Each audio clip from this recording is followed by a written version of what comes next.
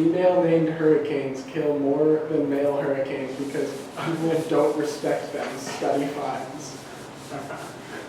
Fire extinguisher factory destroyed in massive blaze. Okay, our first one we watched was Despondex. Target, Ola. Me? You weren't the target. I'm just curious if you knew what the target was. Medical panacea commercials for things you don't need. Well said. Like what? Diet pills. Diet pills would be one, sure. And really, in this one, I mean, it's very specifically targeting prescription pills, resort pills that would be treating depression or things like that. But the commercial themselves is usually seen in what way? Those commercials for pills or for drugs to treat depression. They end up really happy by the end. Everything's perfect, your life is fine, you've got a great job, all your problems are gone. What's that debt? Oh, it's gone. Yeah, and it's very bright, it's very cheery, it's like music and everything. Oh, it's always like they're walking outside in nature, the sun's on their face. It's almost like the commercials for Claritin where that veil is lifted, yes. And you're like, ooh, life is good. Yeah. And then at the end, the last half of the commercial is a list of the possible side effects and things you need to do to see your doctor about. In this one, the obvious joke here, the reason it's funny is because obviously everyone would be trying to get from a state of depression to happiness. But here, it's getting people from happiness to depression, which is suggesting that depression is the norm. Happiness once in a while is okay, but for people who are insufferably happy, they have a disease.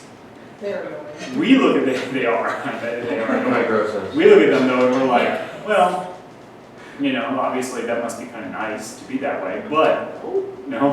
What? No. Don't you kind of get a little jealous of people who always have Oh to- no. No, seriously, no. I wonder what it must Are you be like to kidding me? be in their head. Like, does everything look like rainbows? to you? I think the color's brighter in your head. to be happy all the time is to be a fool. Honestly, in this world, no. Are you kidding me? No, see, but if you are, that proves that it's a disease. Right? All right, Oh, you're it's called stupid too. hypermania. That is actually a symptom of having a mental disease. Being excessively happy. Well, nonetheless, I mean, the point is, we typically don't look at it as a disease. We look at the disease as being the opposite end of the spectrum. The film, the short clip here, is mocking it by saying, here's the actual problem. Let's get them down to the normal. And then there are other elements throughout. Where are some of the other comedic elements in that clip? It's like, I didn't realize I didn't have to be hooking up with my single friends. Yes. Or where they say the natural remedies to feel bad. Talk to a kid. Yes. Look at your bank account. What were the other ones? There was Visit restaurants. Visit yes. all that. Those are really Those- You walk in and you hit that smell, and then you just Die. look around. No, they die. Exactly. That's like You just look preservative around. right there. You see the applesauce cups, and it The tapioca. the tapioca. I freaks me out. It freaks me out. You're Okay. gonna be there in like 12 years, dude. 12 years! Yeah. It's a little early. He looks good for his age, but So all if you nice. went to a retirement home, would you He's make 67. someone make your coffee like that for you? Oh my god. I would take an elevator to the 9th floor and jump out the window. You're just gonna say that. So, most likely it would be unsuccessful. I'd get caught halfway, my leg would be stuck, and I'd be draped or whatever. You'd be in like one of those. You'd be great. So we have like a key. No, draping. The second video, what was our second one? Is that the screenplay? Yeah. Okay. Oh yeah. Target of the satire. Unoriginal and monotonous movie creator. Action movies. All of the above, right? Now, obviously, this was a couple Fast and Furious movies before the most recent, but you have to wonder, would they still be doing that sort of thing even with the whole Paul Walker issue? Probably. Yeah. They're making fun of the fact that the movie sells based on fast cars, explosions, and girls. And basically, it's the mind of a 5-year-old that would create all of these things. So it's, But they don't like try to hide it.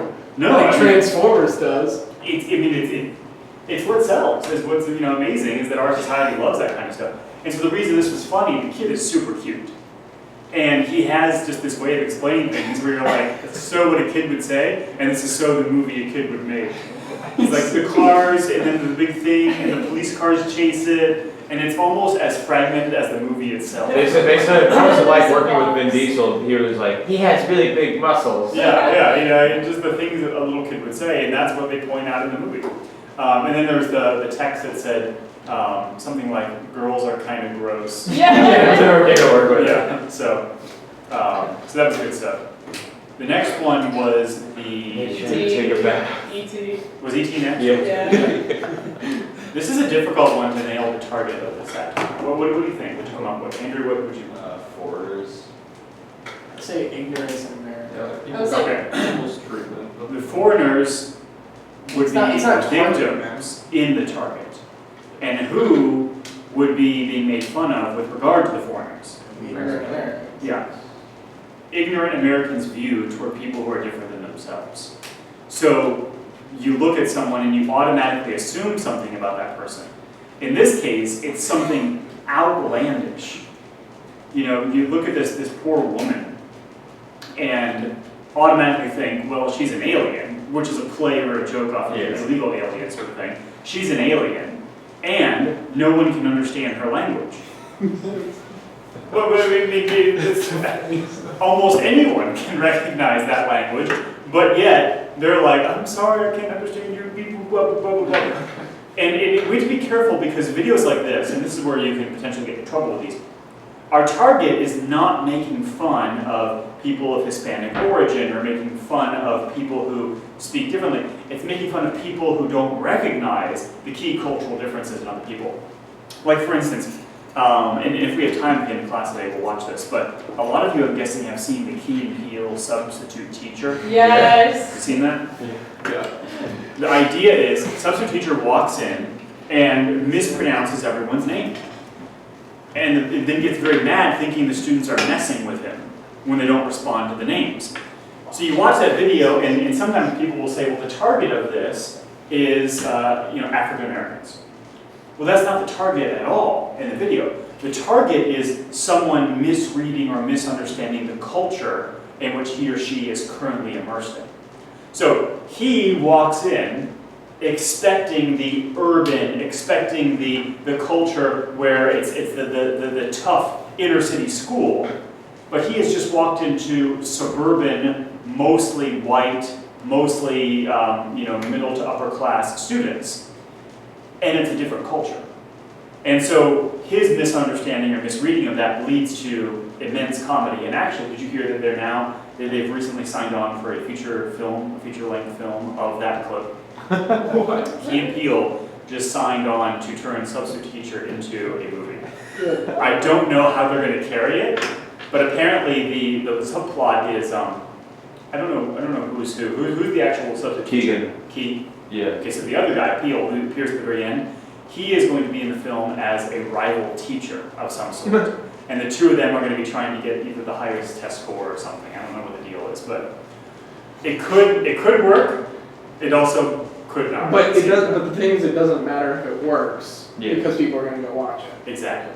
It matters if it works if they're going to make another one Yes. based on another Yes. skit. But they've done this sort of thing before with SNL skits, which are pretty big on satire. Wayne's World. Wait, No, yeah, Wayne's World was Roxbury. highly successful, but Yeah. Night at the Roxbury was not. What? No, Come on. Funny movie, but not successful. Yeah. Made almost no money at the box office, based off of the short skit of them just, Yeah. rocking their heads in the car, and they made a full-length movie about it, and it, What was one? Superstar. Yeah, Yep. And sometimes it works, sometimes it doesn't. Part of the key to a lot of these satire things is they're very difficult to carry on for a long period of time. To do an entire thing on satire is tricky, which is part of why Gulliver's Travels is so successful. Now, you read only half the book. You read sections 1 and 2. There are 4 sections of Gulliver's Travel, and each one targets a different area. Okay, the next one that you had here was the MacBook. the MacBook one. That one is pretty straightforward. Apple products are always coming out with something new. And it's funny that this comes out, or we watch it, in the wake of the Apple Watch and everything that has happened with that. And obviously the constant onslaught of new iPhones and whatnot. Apple products, and really the entire Apple ideology models itself around what idea? Innovation. Stuff. Innovation, what? Simplicity. simplicity, and innovation. And in doing that, this targets the exact idea, which is we've made it so simple now that it's just one thing. But it also shows how annoyingly difficult that would be, yet no one in the video is aware of how stupid what they just invented actually is. And people want it because it's new, shiny, and from Apple, and also expensive. So you've got exclusivity and brand recognition, and also the fact that it's new. People will buy it, and you have to admit, if that thing came out, people would buy that thing. No. That's what people they would buy. sell At this it. school. People would buy it Yes. People just to have it, like the guy said. So their emails would say, sent from Apple Wheel. I can imagine. It wouldn't happen. Zach Dunlop would It's walk around too with it. far, it Yeah. wouldn't happen. They would win out with like a wire. Obviously, they would make some sales. I guarantee all of their sales would be jokes. That it's too bad. No, they would. Ah. Nobody would buy I it for don't real. think it's And then beyond they'd sell like people. $100 I really external keyboard for people to use.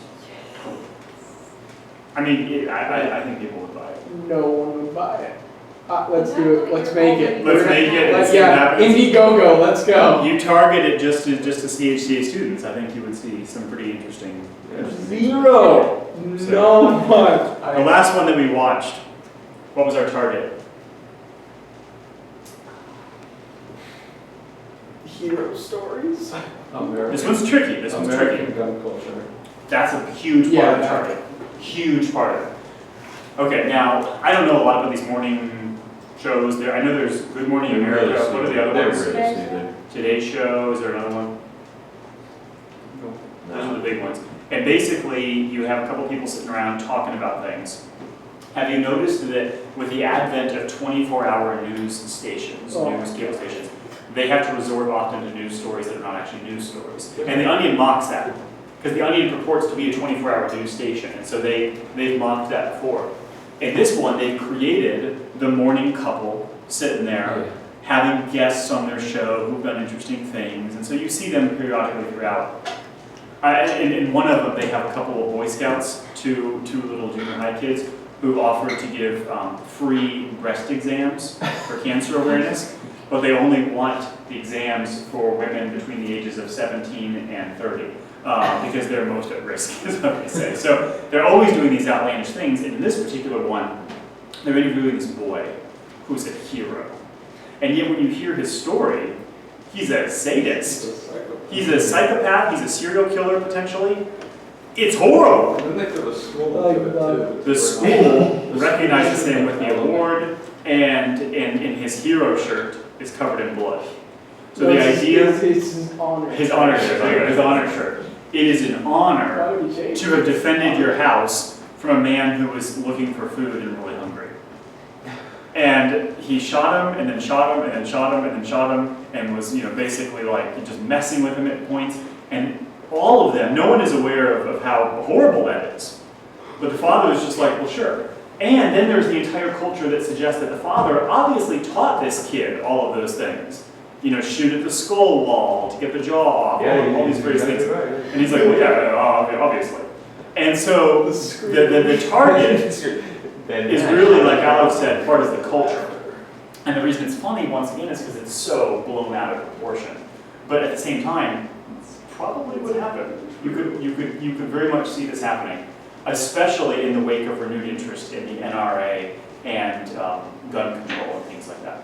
So, okay, hang on to that piece of paper because I'm going to have you do a response here in just a moment. And it's going to pertain to Gulliver's Travels. But let's set this up first. In Gulliver's Travels, you have your 4 sections. Section 1, 2, 3, and 4. You read 1 and 2. Let's break this down as follows. In section 1, where does Gulliver journey to? Where does he go? No. Wait, where does he intend The to South go, Seas. or where does he- Oh, I'm sorry. Where does he end up? Lilliput. Lilliput. Yeah. Vince, give me a rundown of Lilliput. It's an island full of little people. Very, very little people. Very, very little people. And this is the classic scene from Gulliver's Travels that everyone is familiar with. Gulliver wakes up and what's happened to him? He's tied down. He's tied down, bunch of ropes, bunch of little people climbing all over him. This is the classic scene of Gulliver's Travels. He journeys here, he leaves Lilliput, goes to the second place. Anyone want to try pronouncing it? Brobdingnag. Very nice. probably misspelled that. Well, I'll fix that momentarily. What's the deal here? Not all giants. They're all giants and he's small. In the third section, he goes to a floating island where everyone is obsessed with science. In the fourth section, he goes to an island run by horses. In each of the sections, there's a different thing that's being mocked. But here's why the book is successful overall.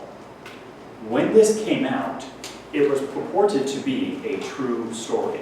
In fact, in the copy that I gave you, if you have it with you, take a look a few pages in.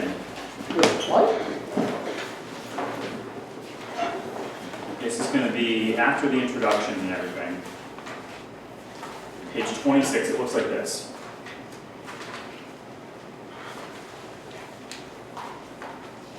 This is the actual cover page when the book was published. I want you to scan this and tell me who wrote the book.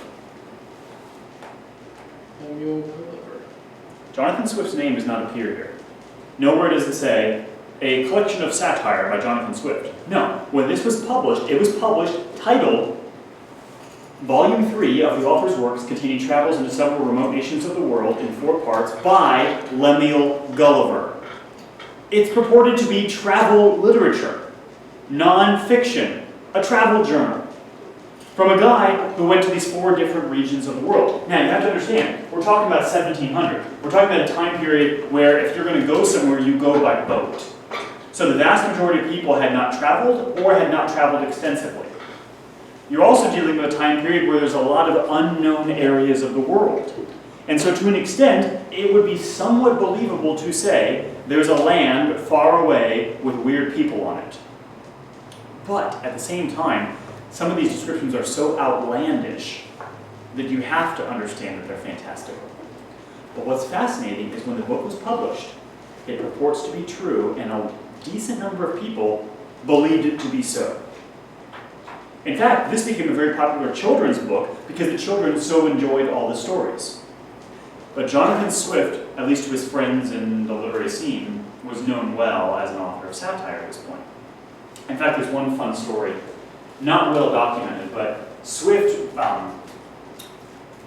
he didn't really like people, wasn't a huge fan of humans, and he especially hated astrologers. Okay, so what's astrology? Yeah. Studying the stars. There was one astrologer in particular that he did not like. No. That's Horoscope kind of- astronomy. Astrology is reading the Yeah. stars to determine what's going to happen in everyday human life. Yes. So it's with horoscopes, it's with the whole like Taurus and all those things. You're born under a sign. There was one astrologer in particular that he just could not stand. So he made up a name for himself and a title under astrology.